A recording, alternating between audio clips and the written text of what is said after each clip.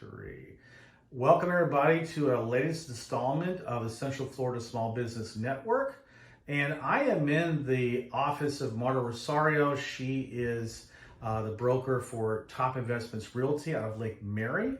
And I want to thank you, Marta, for giving this opportunity to come to your office and talk about your business. Actually, thank you, Don, for being here. Well, tell me, what is Top Investments Realty? Who's Marta Rosario? And just how you got involved in this business and how you became a broker. Well, I got involved in real estate Mm-hmm. a while back when I first pretty much moved to Florida. I was doing mortgages, Mm-hmm. and then from mortgages, I pretty much evolved into real estate. I have specialized the last few years actually, in pre-foreclosure and helping a lot of people in this difficult market. Mm-hmm. I do deal with high-end houses. As a good broker, realtor, you have to be able to deal with any type of clients, any type of home. Mm-hmm. Marta Rosario is a person that's very passionate about real estate. I love real estate. It's my life. I enjoy it. It's something I don't see myself doing anything else. It's my passion. I'm curious, what led to the transition from being in mortgages to getting involved in real estate? Well, when the market was getting very difficult, I had a personal experience. I came across an investor that helped me and helped a couple of people that I knew avoiding a foreclosure and doing a short sale. And then that helped me kind of focus because the market and the situation Right. to redirect my career and then see the benefit of being a realtor and see the benefit of what he was doing. So therefore kind of changed the whole perspective of my path. So how long were you an agent before you decided to take the plunge and become a broker? Well, I've been an agent for a very long time, 2007. Okay. And I became a broker like 3 years ago during the COVID crisis.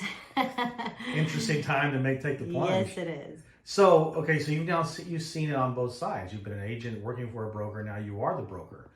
How's it been? How was the transition, and what's it like being a broker as opposed to just an agent?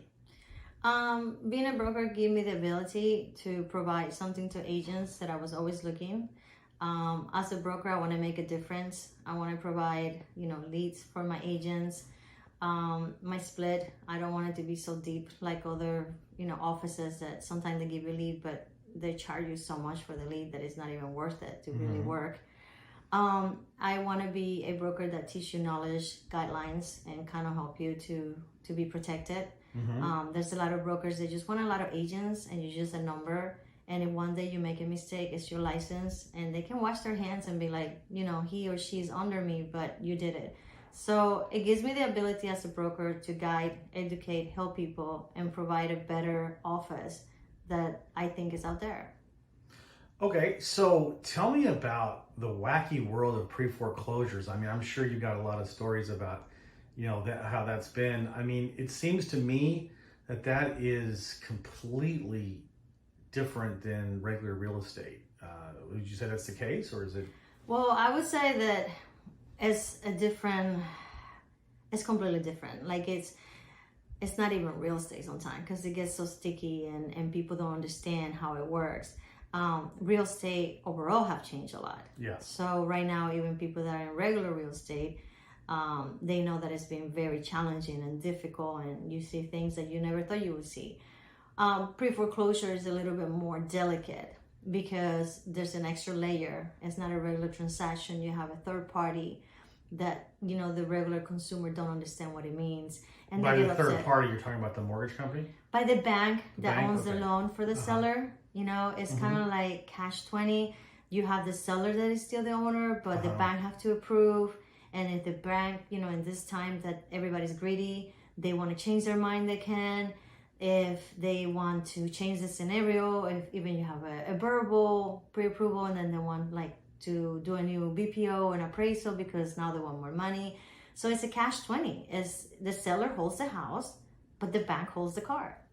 So people don't get that, by the way. is that true? Even if the property is not upside down, that they have a lot of equity, they still have to get bank approval? No, when the house is in pre-foreclosure, but in this days that we live in, Mm-hmm. and due to the fact that the way the economy is, right, the short housing that we have, Mm-hmm. if it's in pre-foreclosure, it means that you haven't paid your debt, right? So you defaulted, Right. but you can still have equity, especially in this market. Right. So no, what we do, or what I like to do and train people to do, is then you still have to be careful, Mm-hmm. because the bank, just because you have it for sale and you have equity, they're not stopping accumulating the debt with the attorneys, the Mhm. late fee. If you start paying the insurance, anything that is attached to the house, the bank is adding to the debt. Right. So you want to do it with a good broker or realtor that know what they're doing. You don't want to go to closing with an angry buyer that wants to sue you because your payoff is higher. Right. So you Okay. don't need a third bank approval, no. But you do need somebody that knows what they're doing, or you can get in hot waters. Would you say that it almost requires to be a specialized agent in some ways to do pre-foreclosure listings? Absolutely. Yeah. And the reason I say that is because there is classes that you take, and there's ways that you can educate yourself. But if you don't have the experience and you don't know what you're doing, it's going to be very hard to help your client properly. And the reason I say that is because, when you do regular standard real estate, it's kind of 1, 2, 3, right? It's very Right. black and white. Mm-hmm. But when you do with pre-foreclosure, sometimes the bank would add an insurance to the house, and they'll do the premium for the whole year, not for 3 months. There's so many things. Sometimes the lien may show up, right? Right. Because people may notice that you're in pre-foreclosure. So now the window guy may have to put a lien on it. Do you have homestead? Not homestead. That will make a difference. Can a credit Right. card put a lien on it? So there's a different layers. I mean, me personally, I even have a person that just specializes on that. Mm-hmm. Even though I had the real estate knowledge to handle it, I still have somebody in-house that is an expert to guide us through that, to guarantee and to make sure that my seller and the consumer, the buyer, is happy at the end, and we've done everything right that we can. Would you say that? How do I put this? Would you say that there's more shenanigans maybe that happens in these types of pre-foreclosure sales, where you have investors working with realtors, those kind of issues that people need to be aware of, like with contracts and inspections? Well, there's a lot of more potential for scam. Uh-huh. I'm just gonna say it out there. That's Right. You've been very polite, and I appreciate that. But there's a lot of more potential for scam, because everybody out there is always looking for a deal. Mhm. People are trying to be investors, looking for that easy money. Mm-hmm. And the person at pre-foreclosure is vulnerable. The Yeah. person, nobody wants to be in that situation. So, something had happened that have caused that situation. Mm-hmm. And there's a lot of people out there just taking advantage, and they're going to say, well, I'm an investor, I'll buy it straight from you. Mm-hmm. Or let me just give you a couple of bucks and take your title. And they know, they're aware that the house probably have 50 grand in equity. Right. And they're just giving you 5. Right. You know what I mean? So yes, when you're in pre-foreclosure, it's very important that you go with an expert. And I would say I'm an expert on that, to handle your real estate side. If you need some legal advice, you should always go to an attorney. Mm-hmm. If you have question about CPA, taxes, you go to your CPA. Mm-hmm. But you should not even attempt to do it yourself.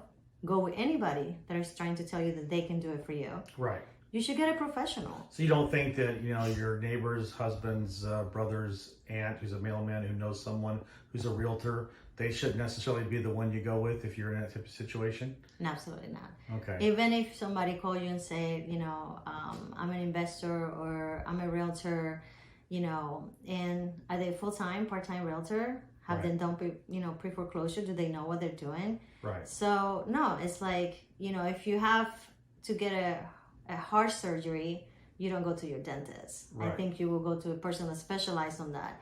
Your house was the big investment that you ever got, right? Right. So now that you're in hot water, why are you not taking it serious enough to still get a professional that is experienced in pre-foreclosure to handle it? How many pre-foreclosure closings do you think you've had in the last 3 years? I think Just so. ballpark. Well, so far over 300. Wow, that's pretty good. You're averaging 100 a year. Pretty much.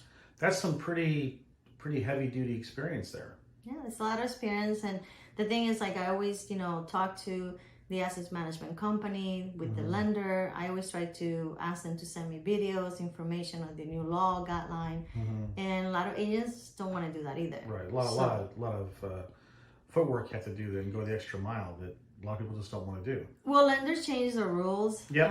Almost monthly. Right. You know, and then you have the lender, but that lender that you think that holds the loan is not the actual investor. So you have Fannie or Freddie that are the private investor, or you have some private company. Right. So people don't even understand that. So Right. I would say that if you're in pre-foreclosure, there's no shame. If you want to keep it, if you want to sell it, if you have equity, I would Right. say either contact me, but definitely pay attention who you want to hire to take care of that for you. Right. I gotcha. Don't make that mistake to just go with the neighbor that their son is in Home Depot and work part-time real estate. Right. Well, now I know that it's not just a pre-foreclosure realtor. I mean, you do lots of regular sales, right? Yes. Okay. And so while you're an expert at that, doesn't mean that you don't do the other ones as well. No, I do, high-end $1 million home, and I have different programs for them as well. I do, the only thing I don't focus or work myself is rental. Okay. I don't do property management or rental. Okay. I can do lot, I can do the commercial, I can do residential. Anything like that we can do. We're here to help you. All right. Well, thanks very much for being on our video and our network here and joining our network. And I can tell you, anyone here who needs a broker, and whether or not, whatever your situation is, whether it's just a normal situation or if you're having issues with your mortgage, regardless, you should reach out to Marta. She's awesome, and her information is going to be here, in the text and the post. And so reach out to her, and she's one of the best I've known. I've known her for, I don't know, maybe 15, 16 years now. So she's the real deal. So thanks a lot, Marta. I appreciate you being on our network. Thanks. Bye bye.